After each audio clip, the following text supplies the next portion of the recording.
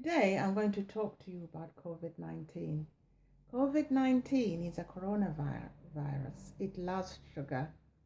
When it enters the bloodstream of a person with a high level of glucose in the blood, it multiplies excessively and overwhelms the person's body and starts destroying their the internal organs. This destruction prevents the immune system from working properly. Statistics show that 29% of the people who have died had diabetes. What is diabetes? Diabetes is a condition that people with high level of sugar in their blood have.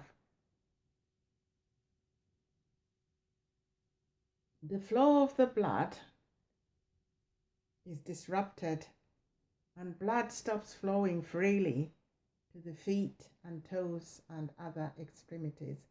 Some people end up losing their limbs. The extremities die through lack of blood and oxygen. And the person, the extremities become gangrened and need to be cut off.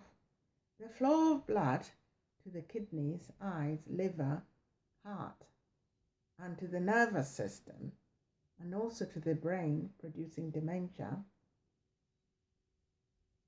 is disrupted. COVID enjoys living in a person with high blood pressure and often with high blood sugar. Such a person is pushed and pushed until they die. Oxygen is used in tissue respiration. It needs glucose to provide the energy to carry out this tissue respiration. When a patient with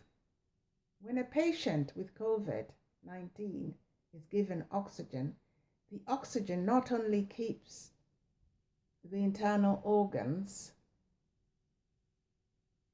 alive, but it uses the excess glucose in the blood to reduce the level of the virus.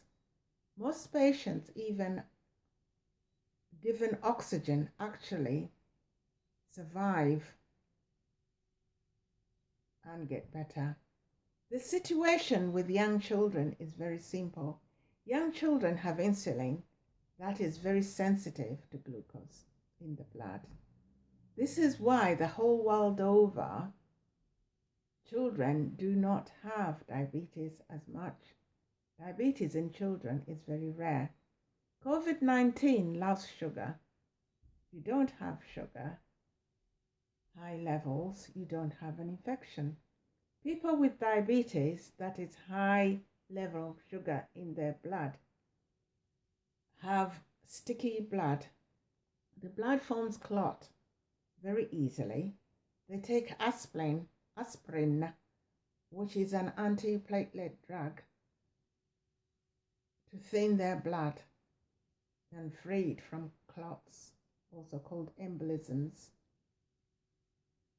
These embolisms block blood vessels and cause stroke if they're in the brain.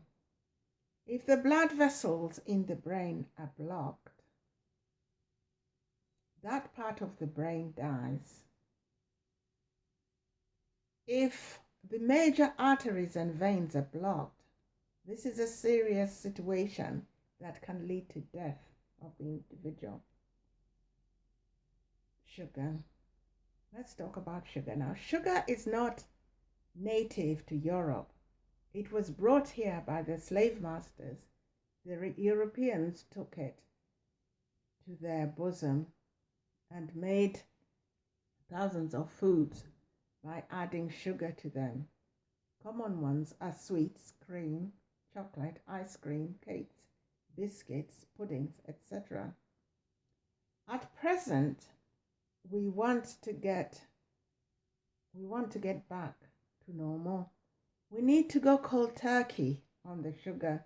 We need to stop eating sugar at all to lower our blood sugar levels to below 4 millimoles per liter. Up to about 10 years ago, As pharmacists, we used to test for glucose in the blood of the population to find out if they were high, send them to the GP to give them some medication to lower the blood level, the glucose blood level, and start treating them for diabetes. People who have had but never been tested for glucose sugar levels in their blood may have had diabetes as well, but they did not go to GP for test, and so they died with people not knowing that they had diabetes. So they're not counted as part of the 29%, but they may have had high glucose levels. In care homes, lots of people have died, but the diet of the care home is probably that of high blood, that gives a person high blood sugar. So a lot of the people that died in care homes probably had high blood sugar levels. I know it sounds far-fetched and people will say, oh, I'm jumping to the wrong conclusion, but look at the statistics yourself and you'll see for yourself that somewhere in all those statistics is a high blood sugar level that is causing this havoc. Thank you for listening to me.